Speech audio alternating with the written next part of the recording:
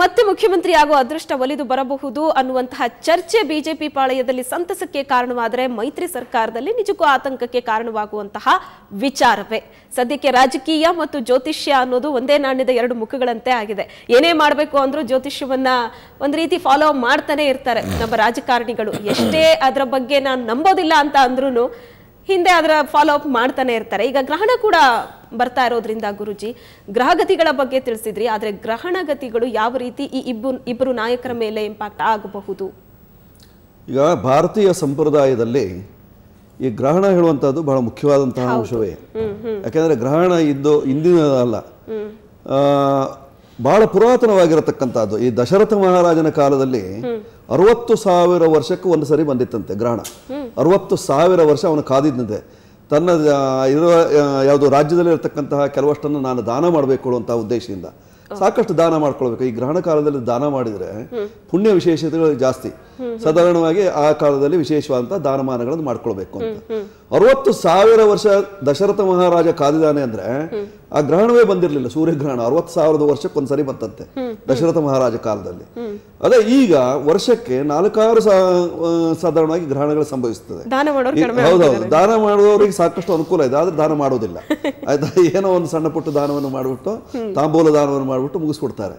ಅದು ವಿಶೇಷವಾಗಿ ದಾನ ಮಾಡೋದು ಯಾವುದನ್ನು ದಾನ ಮಾಡಬೇಕು?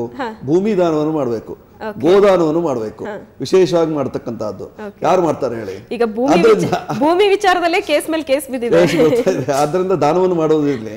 ವಿಶೇಷವಾಗಿ ನಾವು ನೋಡುವಾಗ ಈ ಗ್ರಹಣದ ಏನು ದೋಷಗಳು ಕುಮಾರಸ್ವಾಮಿ ಅವರಿಗೆ ಎಷ್ಟರ ಮಟ್ಟಿಗೆ ತಾಗ್ತದೆ ಹೇಳುವಂತಹದ್ದು ನೋಡಿ. ಈಗ ಗ್ರಹಣ ಆಗುವಂತಹದ್ದು ಮಕರ ರಾಶಿಯಲ್ಲಿ ಕೇತುಗ್ರಸ್ತ ಚಂದ್ರಗ್ರಹಣವಾಗುವಂತಹದ್ದು 27ನೇ ತಾರೀಕು 7ನೇ ತಿಂಗಳು 2018ನೇ ಇಸ್ವಿ, ಅಂದ್ರೆ ಇದೇ ತಿಂಗಳು 27ನೇ ತಾರೀಕಿನ ದಿವಸ ಪೌರ್ಣಿಮೆ ದಿವಸ ಗ್ರಹಣ ಇರತಕ್ಕಂಥದ್ದು.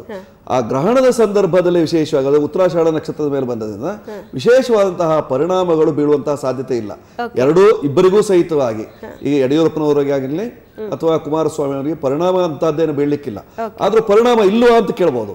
ಇದೆ, ಗ್ರಹಣಾಚರಣೆಯನ್ನು ಅವರು ಮಾಡುವುದರಿಂದ ಸಾಧಾರಣವಾಗಿ ಯಾರು ನಂಬುತ್ತಾರೆಯೋ ಅಂತವರಿಗೆ ಸಾಕಷ್ಟು ಇದರ ದೋಷಗಳು ತಾಗುವಂತಹ ಸಾಧ್ಯತೆ ಇರತಕ್ಕಂಥದ್ದು. ಗ್ರಹಣವನ್ನೇ ನಂಬದೇ ಇರತಕ್ಕಂಥವ್ರು ವಿಧಾನಸೌಧ ಮುಂದೆನೆ ಸಾಕಷ್ಟು ಅಲ್ಲಿ ಕುತ್ಕೊಂಡು ಚರ್ಚೆ ಮಾಡುವವರು ಸಾಕಷ್ಟು ಜನ ಇದ್ದಾರೆ.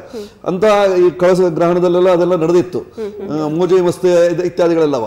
ಅಂಥದ್ದೆಲ್ಲ ಮಾಡುವವರಿಗೆ ಗ್ರಹಣದ ಸಂಬಂಧವೇ ಇಲ್ಲ. ಆದ್ರೆ ಈ ಸಂಪ್ರದಾಯವನ್ನು ನಂಬತಕ್ಕಂತಹ ವ್ಯಕ್ತಿಗಳಿಗೆ ಎಲ್ಲರಿಗೂ ಸಹಿತವಾಗಿ ಗ್ರಹಣದ ಎಫೆಕ್ಟ್ ಇದ್ದೇ ಇರುತ್ತೆ. ಇವರಿಗೂ ಸಹಿತವಾಗಿ ಗ್ರಹಣದ ಎಫೆಕ್ಟ್ ಸ್ವಲ್ಪ ಮಟ್ಟಿಗೆ ತಾಗುವ ಸಾಧ್ಯತೆ ಇದೆ. ಅದಕ್ಕೆ ಪರಿಹಾರವನ್ನು ಮಾಡ್ಕೊಳ್ಬೇಕು. ಗ್ರಹಣ ಶಾಂತಿ, ಅದಕ್ಕೆ ಪ್ರತಿಯೊಂದಕ್ಕೂ ಶಾಂತಿ ಇದೆ, ಅದಕ್ಕೆ ಗ್ರಹಣ ಶಾಂತಿ ಇದೆ. ಕೇತು ಪರಾಗ ಚಂದ್ರಗ್ರಹಣ ಶಾಂತಿ ಏನಾದ್ರೂ ವಿಶೇಷವಾದ ಪ್ರಭಾವ ಬೀರುತ್ತೆ ಅಂತಿದ್ಯಾ? ಆತರ ಏನಿಲ್ಲ ಏನಮ್ಮ. ಗ್ರಹಣದ ಈ ಒಂದು ಕಾಲದಲ್ಲಿ ಸಾಡೆಸಾತಿಯವರಿಗೆ ಏನಾದ್ರೂ ಬಹಳ ಸಾಡೆಸಾತಿಯವರಿಗೆ ಅಂತೇನಿಲ್ಲ, ಮಕರ ರಾಶಿಯವರಿಗೆ ವಿಶೇಷವಾಗಿ ತಾಗುವಂತಹದ್ದು. ಆ ಗ್ರಹಣ ವಿಶೇಷವಾಗಿ ಕರ್ಕಾಟಕ ರಾಶಿಯವರೆಗೂ ತಾಗುವಂತಹ ಸಾಧ್ಯತೆ ಇದೆ. ಮಿಥುನ ರಾಶಿಗೆ ಅಲ್ಪವಾಗಿ ಮತ್ತು ವೃಶ್ಚಿಕ ರಾಶಿಗೂ ಸಹಿತವಾಗಿ ಅಲ್ಪವಾಗಿ ತಾಗುವಂತಹ ಸಾಧ್ಯತೆ ಇರತಕ್ಕಂಥದ್ದು. ಎಸ್, ಈಗ ಸಿದ್ದರಾಮಯ್ಯನವರು ಇದ್ದಾಗ ಅವರು ಅಷ್ಟೊಂದು ಇದ್ರ ಬಗ್ಗೆ ಎಲ್ಲ ತಲೆ ಕೆಡಿಸ್ಕೊತಾ ಇರಲಿಲ್ಲ, ಒಂದ್ ರೀತಿ ನಾಸ್ತಿಕರು ಅಂತ. ಬಟ್ ಈಗ ಹಾಗಲ್ಲ, ಕುಮಾರಸ್ವಾಮಿ ಅವರಾಗ್ಲಿ BS ಯಡಿಯೂರಪ್ಪನವರಾಗ್ಲಿ ಬಹಳ ಆಸ್ತಿಕರು, ದೇವರು, ಜ್ಯೋತಿಷ್ಯ ಇವೆಲ್ಲದ್ರ ಮೇಲೆ ಅಪಾರವಾದ ನಂಬಿಕೆ ಇರುವಂತದ್ದು. ಸೊ ಹಾಗಾಗಿ ಎಲ್ಲೋ ಒಂದ್ ಕಡೆ ಈ ಸುದ್ದಿ ಇದೆಯಲ್ಲ, ರಂಭಾಪುರಿ ಶ್ರೀಗಳು ಕೊಟ್ಟಿರುವಂತಹ ಹೇಳಿಕೆ, ಇದು ಬಹಳ ಹೆಚ್ಚಿನ ಒಂದು ಪ್ರಭಾವವನ್ನ ರಾಜಕೀಯ ವಲಯದಲ್ಲಿ ಬೀರ್ತಾ ಇದೆ. ಈಗ ಗ್ರಹಣದ ಬಗ್ಗೆ ಗುರುಜಿ ತಿಳಿಸಿದ್ರು, ಅಂತಹ ಒಂದು ಪ್ರಭಾವ ಏನು ಬೀರೋದಿಲ್ಲ ಗ್ರಹಣದಿಂದ ಅಂತ. ಸೊ ಹಾಗಾಗಿ ಕುಮಾರಸ್ವಾಮಿ ಮತ್ತು BS ಯಡಿಯೂರಪ್ಪ ಗ್ರಹಣದಿಂದ ಏನು ಅಂತಹ ಇಂಪ್ಯಾಕ್ಟ್ ಆಗೋದಿಲ್ಲ ಅಂತೀರಿ?